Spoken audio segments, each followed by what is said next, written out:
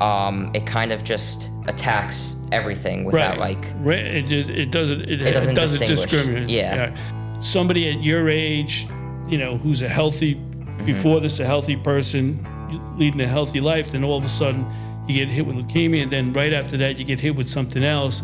I wonder what goes through your mind at that point. You've been in a situation where, more or less it's been life and death since the age of 13. And I said to myself, he really didn't have an opportunity to be immature. Yeah. He had to be mature.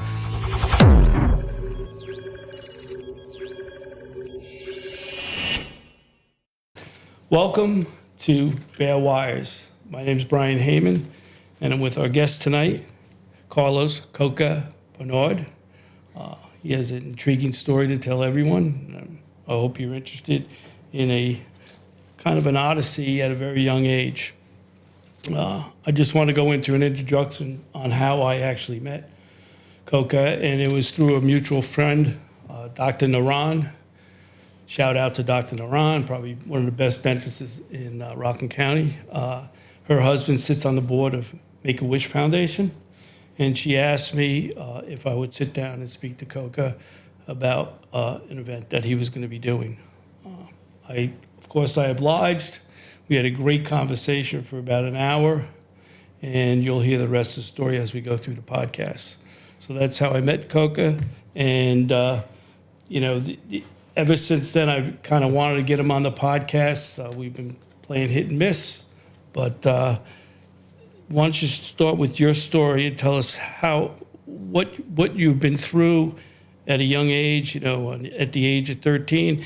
And what I'm interested in is, how did it come about? How did it actually manifest itself when you said something's different? Okay. Yeah. You have everybody's 7th and 8th grade running around doing your thing. You have a sister? I have a brother. You have a brother? Yeah. And your father's here, Carlos. And your mother's name? Jill. Jill. So just the four of you? They're divorced. Okay.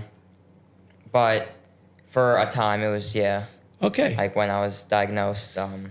So tell me the story leading up to when you got diagnosed. What was the indicator that something wasn't right? So it was originally, I had a bump on my head, and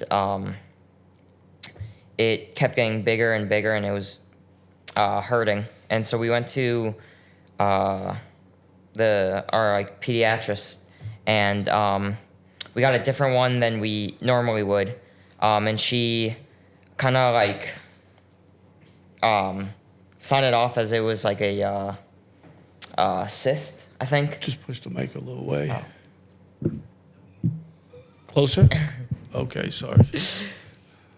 I didn't know what you were doing. So yeah, she said it was like a cyst or something. And my health kept declining. And so eventually my dad just took me to a different pediatrist. And he checked me out, and he was worried that I had appendicitis. And so he told us to go to a hospital. So we went to Montefiore. Montefiore, Nyack? Yeah. Okay. And that's when, that's around the time when my memory starts to get a little hazy. I don't remember much from that day. I do remember being laying down in the bed, and also, from what I've been told, my dad, they told the doctor, I was with my dad at the time, and the doctor told my dad that I either had lymphoma or leukemia.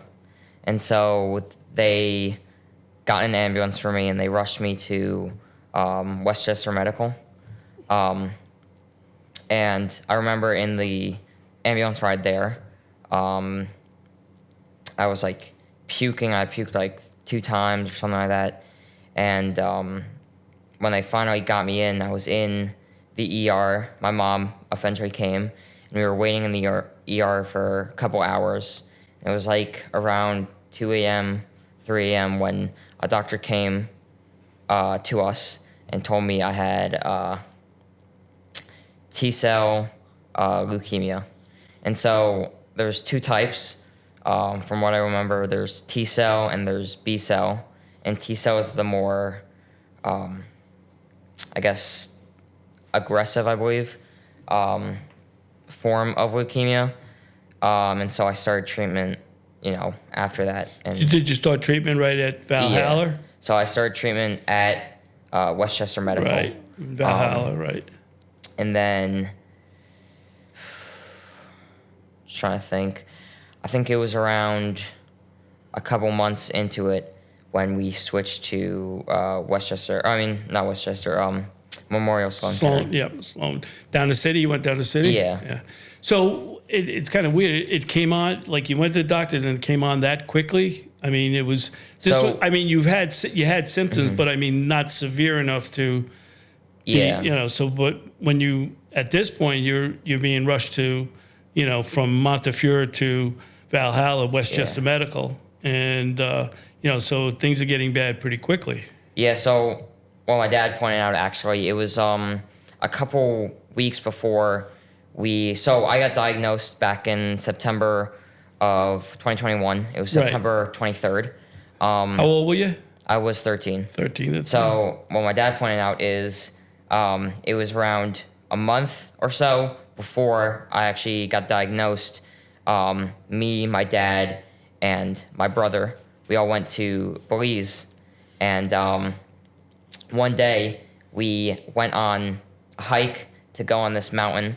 And I was like really struggling with it, which is not normally like me. Like, we had gone on hikes before that, and I had never like struggled like that. And he pointed out that I was probably suffering from it at that time. So that was like even a month before. Wow. And it just hadn't like. It manifests itself that quick, though. I mean, wow, that's surprising to me.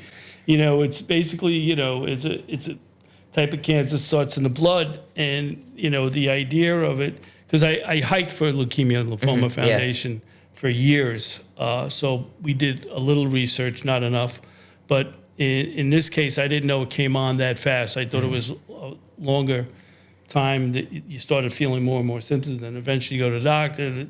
You get some days misdiagnosed, and finally you get it diagnosed correctly, and they start treatment there. So your diagnosis at 13 years old.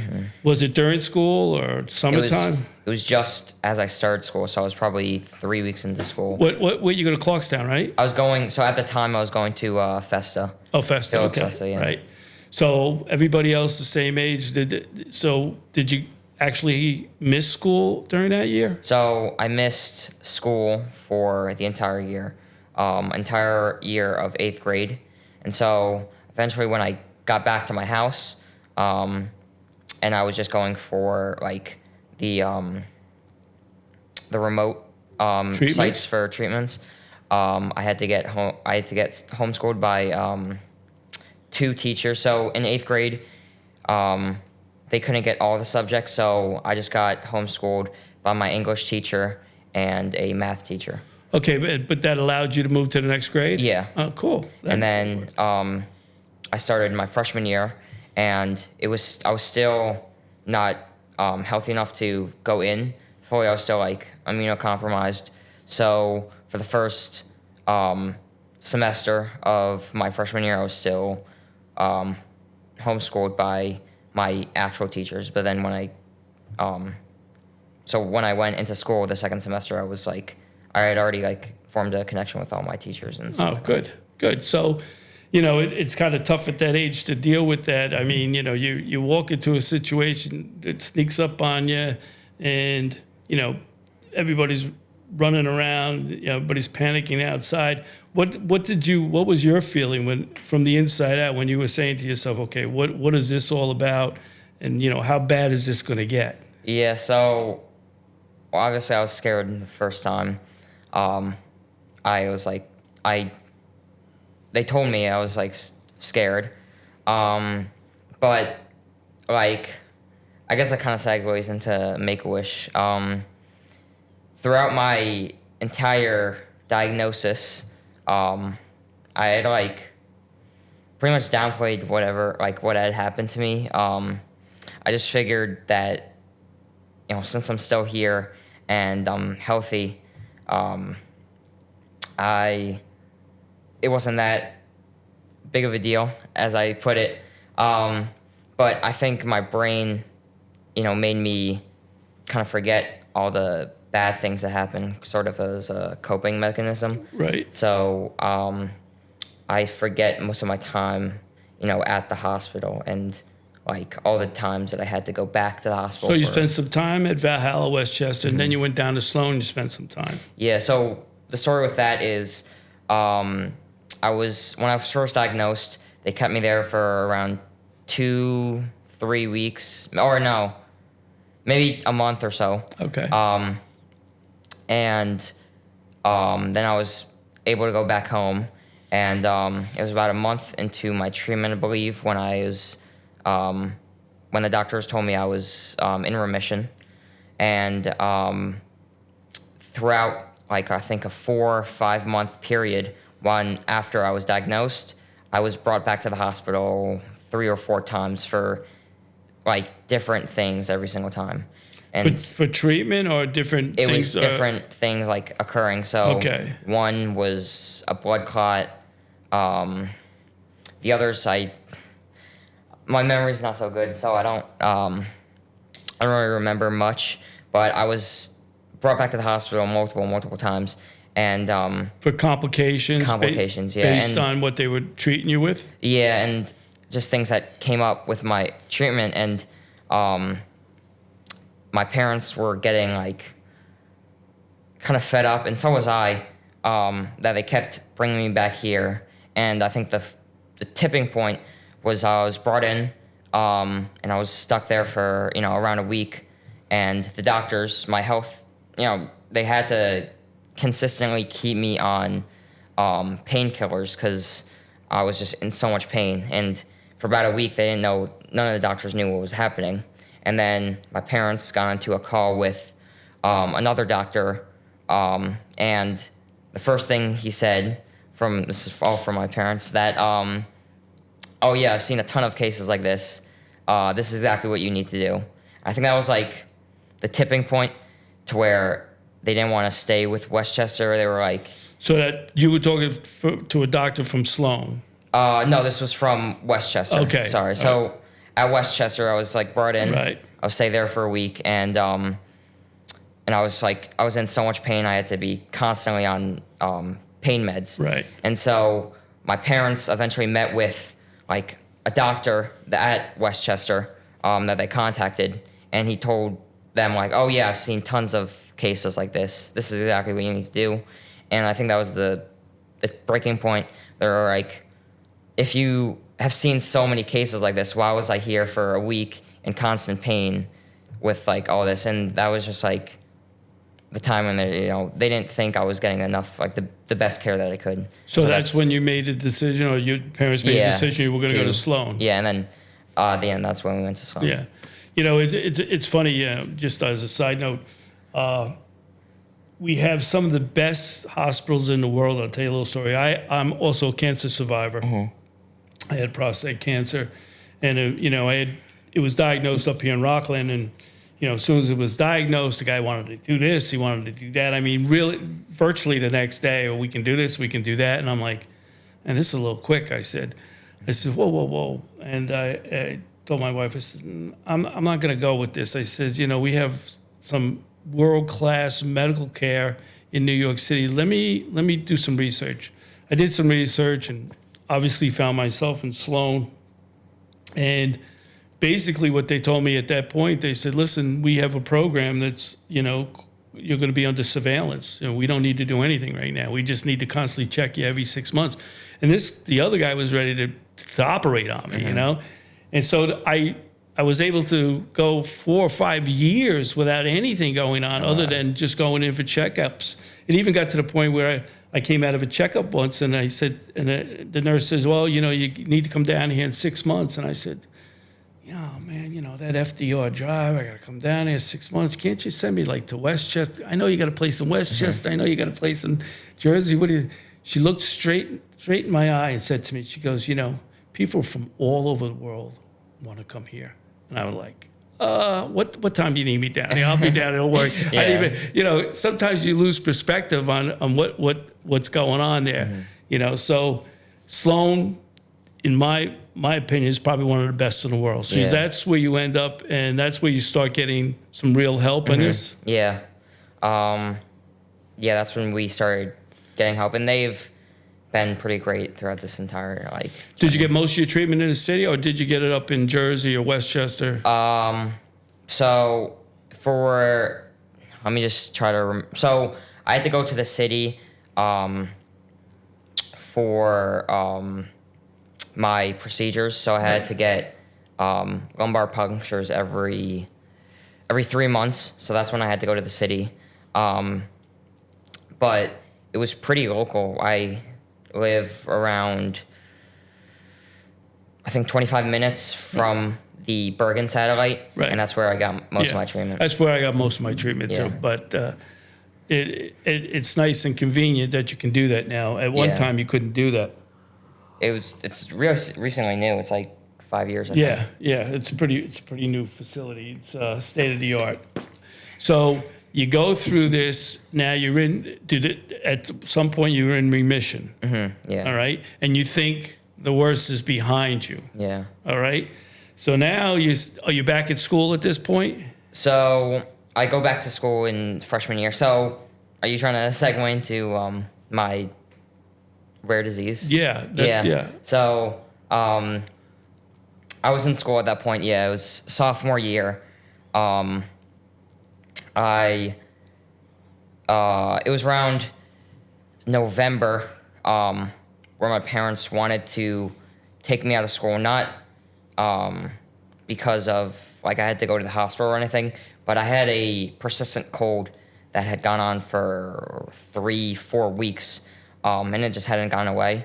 And so my parents wanted to take me out of school to let me recover from this disease, because I was still my immune system was not All right, you were still vulnerable. Yeah, so I was still vulnerable, and they didn't want me to be in school all this time. And so it was around I think a week after they took me out of school for that when I got a fever. And so I got a Metaport at the beginning of my diagnosis. And when you have a Metaport and you get a fever above, I think, 100.9, you have to go into the city to make sure, so they can run cultures to make sure nothing's infected in that area. In the port itself. In the port, yeah. So I went to the city, and Westchester. I keep saying Westchester. Memorial Sloan Kettering. Throughout this entire time I'd been there, they had not admitted me once to the hospital. I'd gone to the hospital a couple times because I had a fever, but they would always send me back home after a couple hours. Okay, so you never spent overnight in Sloan. Yeah. Right. So this time when I went, they checked everything, and it was around 4 or 5 hours into it. A doctor came over and told us that they're not gonna admit me officially, but they just wanted to keep me here a little longer because they noticed something, and they just wanted to make sure I wasn't.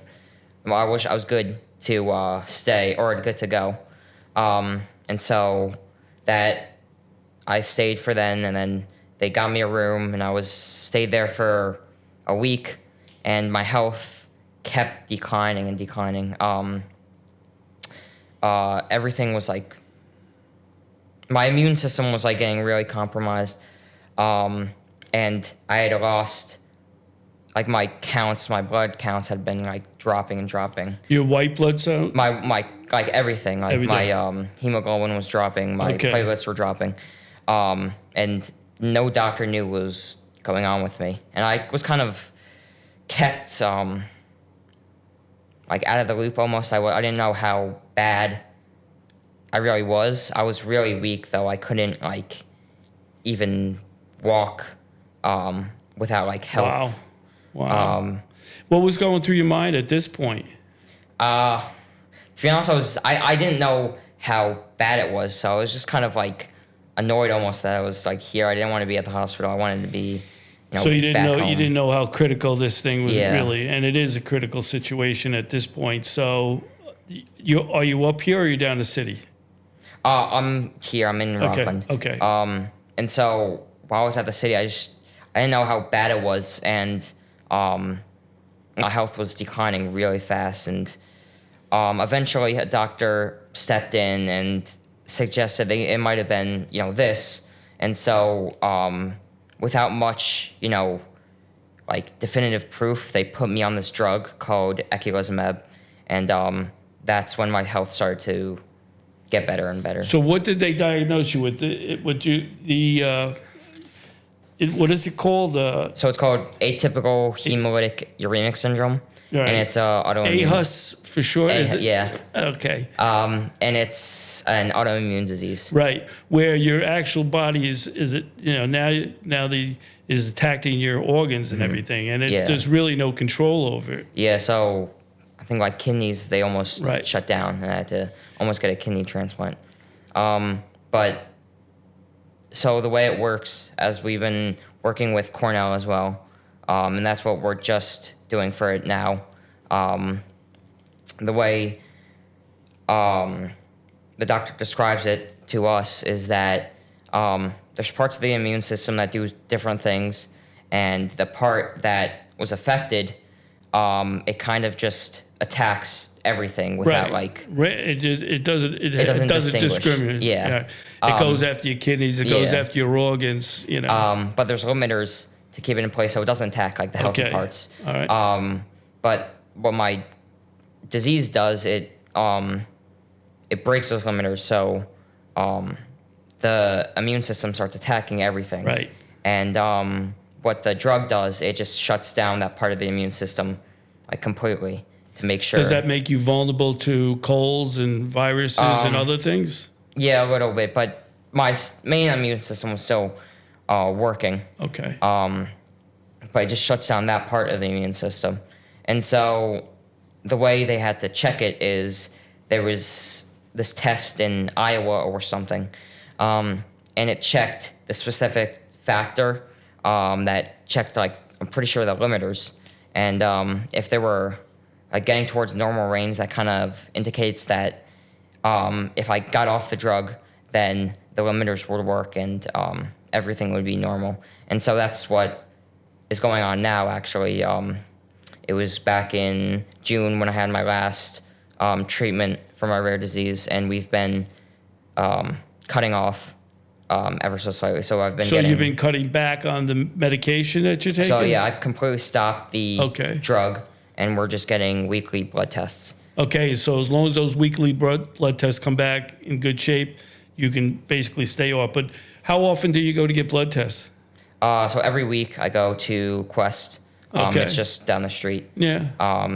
And what they check right now is they check platelets.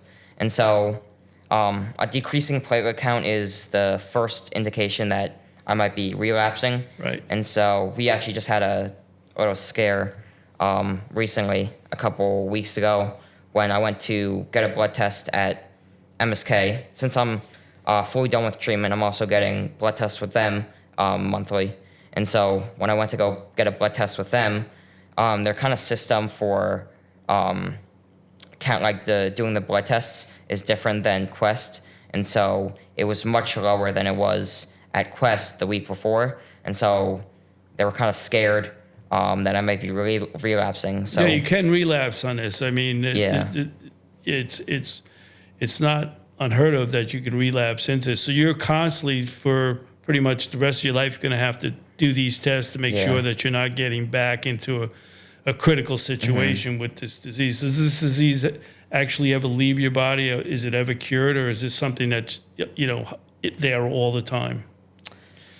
That's a good question. I'm not so sure about that. I believe that it would just...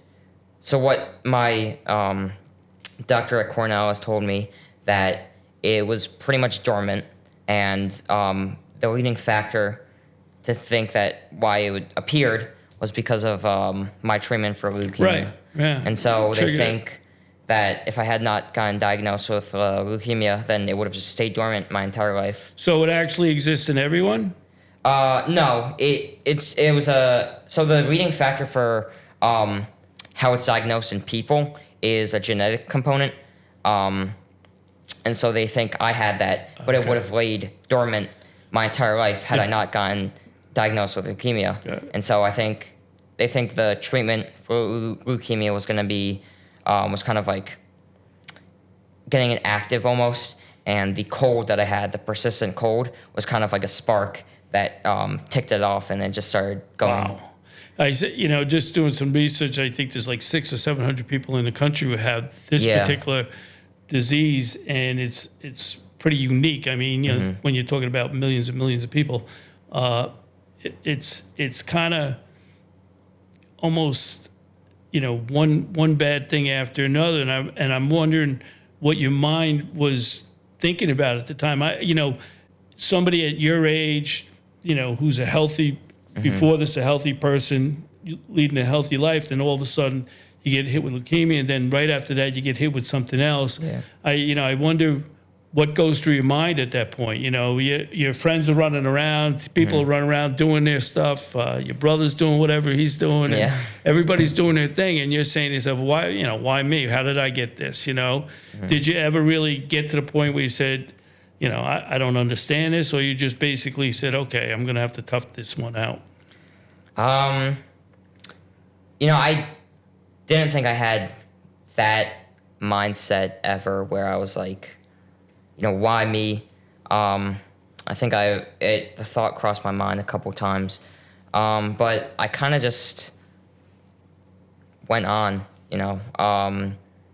like when I got home, that was kind of the least thing on my mind, like what to do about like school and stuff like that. It was just kind of just getting through this and stuff. Good. So let's go back now. The Make-A-Wish Foundation, they actually approached you when you had your leukemia, right? Yeah. And I'm not real familiar with it. The only thing I know about it is through Dr. Naran, but how do they approach somebody? How do they find somebody?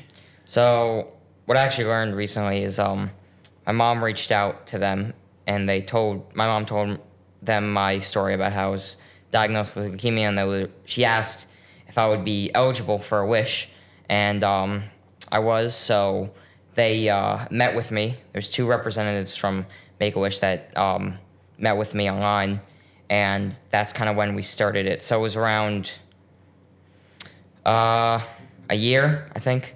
After you were diagnosed with Okay. And we started meeting then, and I didn't have. So you just come in, they come in and say, listen, we really feel bad about this. Is there anything that you wish, like somebody you want to meet or somewhere you want to go? Is that how it's done? Yeah, so they meet with you. They originally met with me first on like online, and they kind of just started talking about like what your interests are. What my interests are, and they really emphasized that it's what I wanted, not like anyone else. It's what I wanted to do. And so I never really had like any ideas. A couple floated around, like traveling to the Bahamas again, going skydiving was the big one. But nothing was ever set in stone. And I never really knew like definitively what I wanted.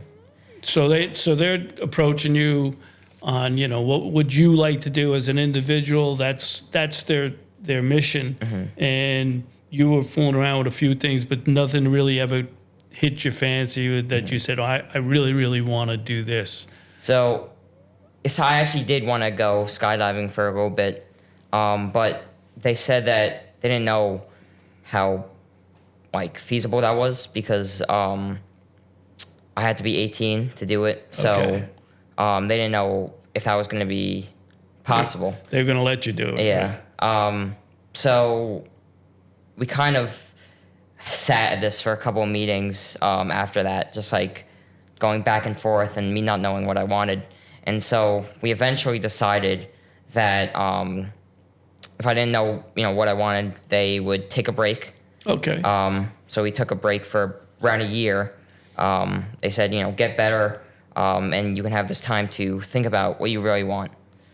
So we took a break and we started meeting around September 2024. Okay, so this is after the you get the next disease. Is it? Yeah. So you're in remission with the leukemia. You get this disease. I'm just going to use aHUS. Yeah, that's okay, fine. because it's a lot easier Yeah. than saying the whole thing. But now you're back on their radar, and they're asking the same questions. Yeah. They're saying, okay, you didn't know what you wanted now. Now, have you given it any thought, or did another idea come into your head? And how does the conversation go now? Because you're on their radar Yeah. now. You were on their radar from leukemia. Now they're really on their radar, Yeah. and they're saying to you, okay, is there something? So tell me what happens at this point. I'll just give you a timeline. So you're kind of like unsure. So I was diagnosed with leukemia in September of 2021. Right. And then You were 13. I was 13. And then when I was diagnosed with my rare disease, it was December of 2023. And so I was 15. 15, yeah. Yep. And then I started meeting again with Make-A-Wish September 2024. So around a year ago. And, that's when we introduced them. That's when we told them, oh, yeah, I had this rare disease. And what had just happened before we started meeting with them is I had recently run a 5K with my dad. So this 5K, originally I wanted to do it back in 2020. What was that for, the 5K you ran? It was for breast cancer. breast cancer. Okay. And so when my dad started getting into running, I went with him to run this the first time. It was back in 2021. And he told me, if you wanted to do it next year, I'll sign you up and we could definitely do it.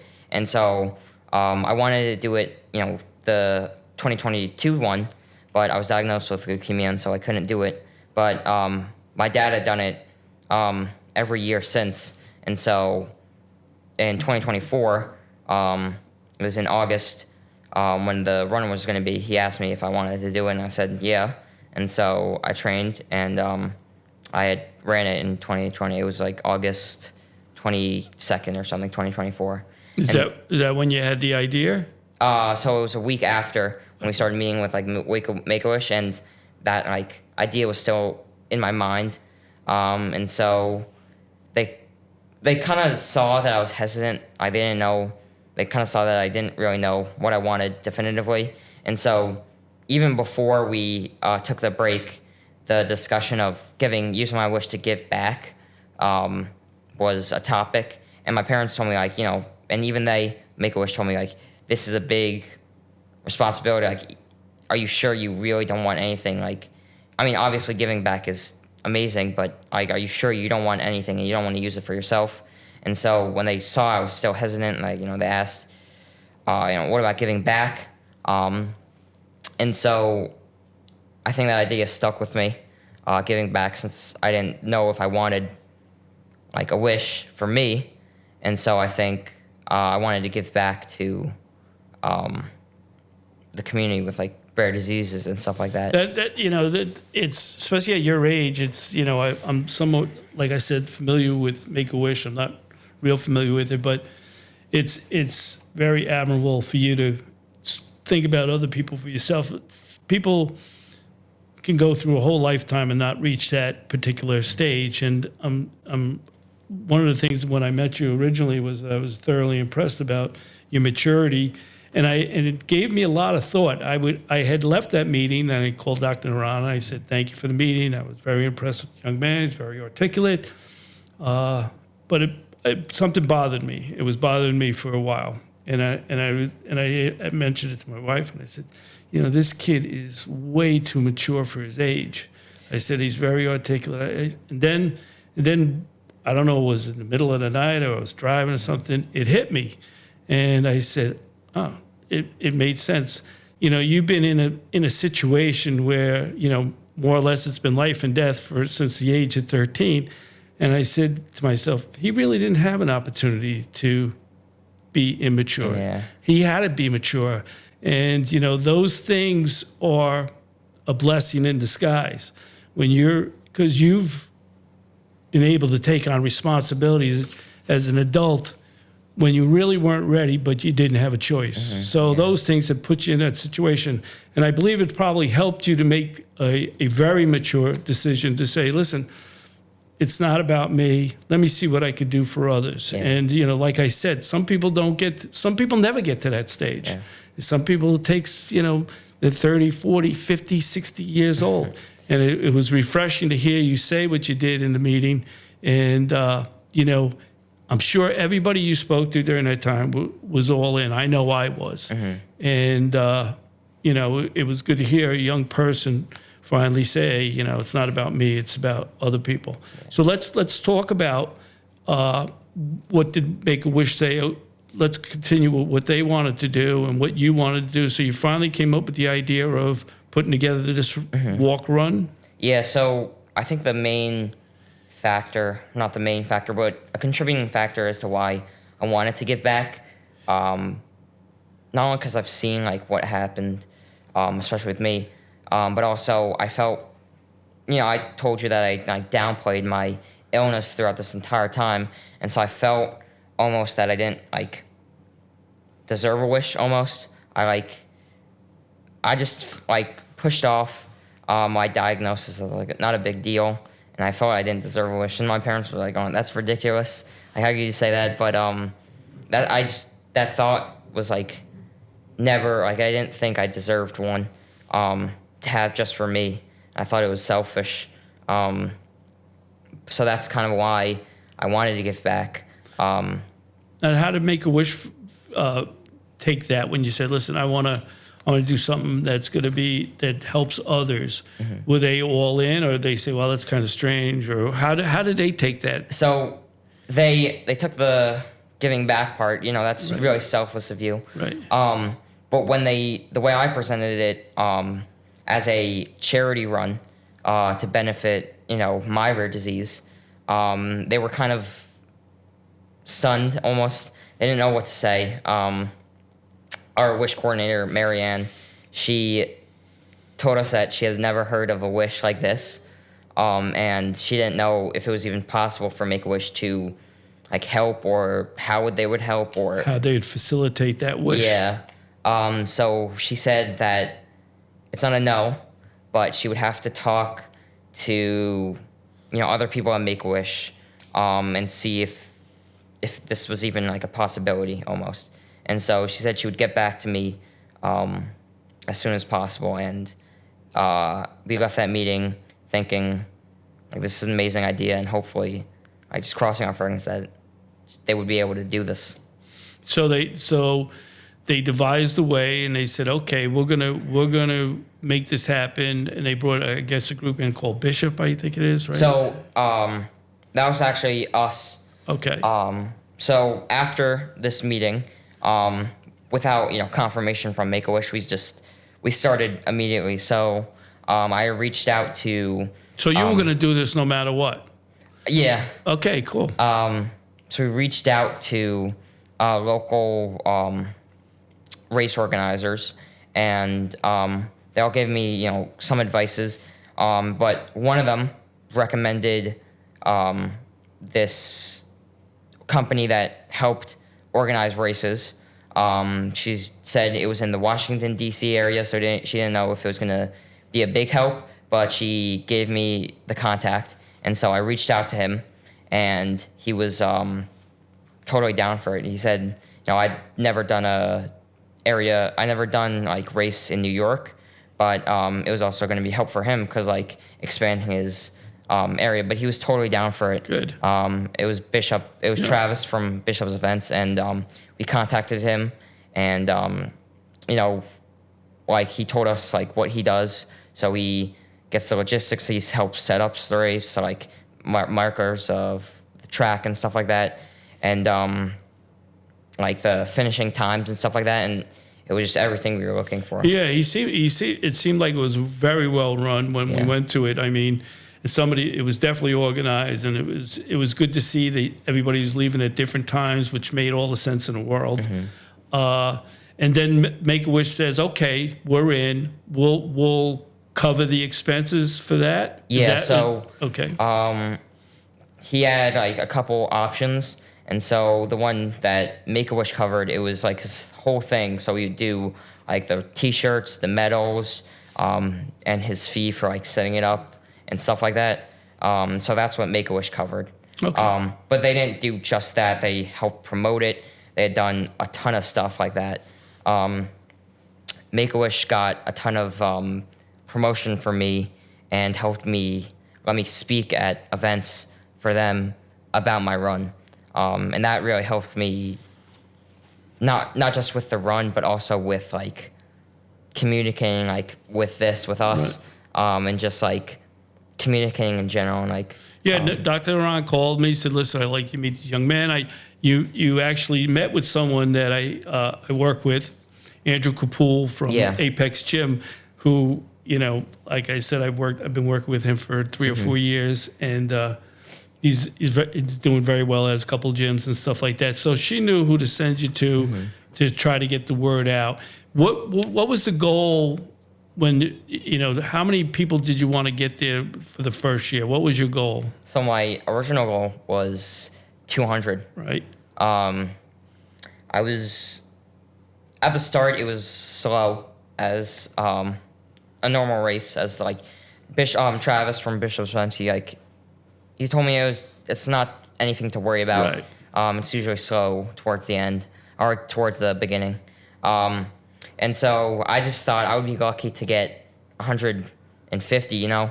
But my goal was 200. Right. And I met with, you know, like businesses, and every single person was like willing to help any way they could. Yeah, you know, the community in Rockland is very good when it comes to helping people. You know, it's they really do come together. How many did you end up with that day?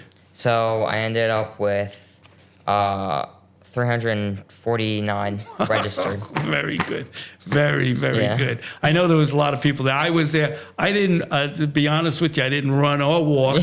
I was really just observing everything, and it was very well run, and I was very happy because I kind of knew you had way more than you expected, and I know you raised some money. How much money did you raise? So we raised, I think I have the number saved in my mind. Raised $28,000. Wow. $969.48. And where did that go? So it went all to, actually I have the shirt right now. Hope is our... Global Genes. It's a organization that helps with families with rare diseases. And so, as I said previously, that I had the run originally for my rare disease, atypical hemolytic uremic syndrome, aHUS. So throughout my journey and looking for organizations to give this money to, I realized that, you know, having a run for my rare disease, like just for it, was kind of selfish almost, because there's so many other rare diseases that people go through that are just like mine and are just as rare and like unknown as mine. And so we found Global Genes, and they were willing to, you know, accept this money and have it. And so we partnered with them, and and that's where and they help families with rare diseases. And so tell me about the ribbon. You know, the stories about the ribbon, which is different. You know, I've been to a number of walks and stuff, and, you know, for breast cancer, it's pink. But tell me about the ribbons the difference in the ribbons that you had than the typical cancer runs. For prostate cancer, for, you know, breast cancer, there's a lot of things that people are raising money, and all good quality things. But it struck me weird because I didn't make sense of it, but it made sense after a while. So tell me about the ribbon. So the ribbon was a zebra striped ribbon. Right. We had it on the medals, and then it was also my logo. It represents, as my mom found out, represents rare diseases. And so it was kind of just awareness for rare diseases. And we wanted to emphasize the point of the run. That's not just donating to rare diseases, but raising awareness. And so I figured that if I donated to rare diseases, that like the awareness part would come naturally. Yeah, I'm doing some research on that. Actually, the solid colors are what the doctors expect. They expect it to be, when they hear those hoofs, they expect it to be horses. Yeah. But it's the rare diseases that are zebras. Yeah. Okay, so it made a lot of sense to me, and you know, I at first I didn't understand it, and I did some research on like that's a little different, and it makes all the sense in the world to me. So when a doctor hears something, when he hears hoofs, he says, okay, that's going to be a horse, and once in a while it's not a horse, it's a zebra. So that's where it really struck me as something that you did some research on, and it really meant a lot. You know, and I'm not sure everybody who walked and ran that day understood that particular thing. So what you did, and what I hope you're going to continue to do, is bring awareness to rare diseases, not only to yours. We said there's 600, 700, but there's thousands of people in this country with rare diseases of different natures, and that get very little. You know, there's always a run for breast cancer or prostate cancer or MS, you know, because there's so many people that have it. And sometimes you forget about the people that, you know, have these diseases that sometimes it takes forever just to diagnose, never mind treat. And in your case, you know, thank God they got the diagnosis quickly and they were able to figure it out. You had the right doctor, you know, so, you know, and you were in the right place. So those things are very good. Tell us about some of the ways we can get, you know, we can look up your story, your Instagram, or what do you have? So I have an Instagram. It's called Coca.Strong. I started it when I first came up with the idea. And I posted a little about my story, but it was just mainly keeping up with the run. And this is a good place to check out just my story.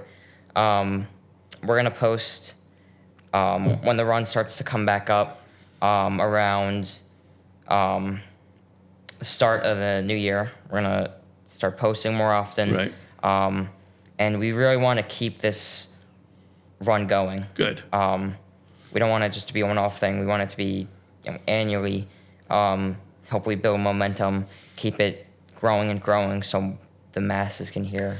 Now, you're a senior, right? I am, yeah. Are you planning to go away to college? Yes. So I'm planning, I've been looking at a couple schools, but I plan to go away. But I don't think that's going to change anything. No. I think, you know, with time, it's going to become easier and easier to plan and You're going set to do up. it around the same time you did this year? Yeah, so it's going to be around summer. Good. And it's going to be easy for me when I'm away at college, especially since I'm going to be home from summer.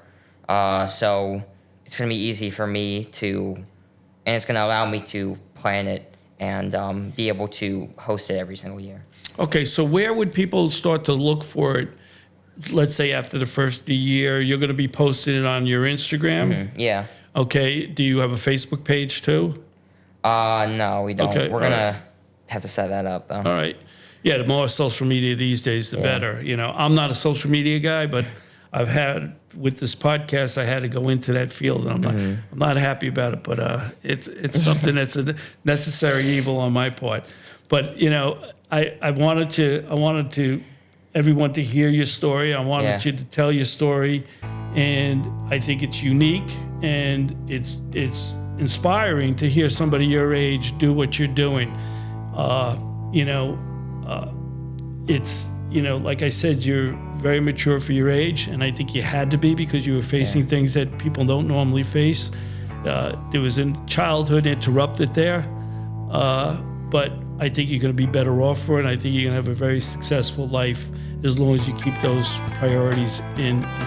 And I just want to thank you for coming on and hearing your story, and I'll be at the next one, and I'll be supporting you all year. Yeah, All right? thank you so much. Thank you.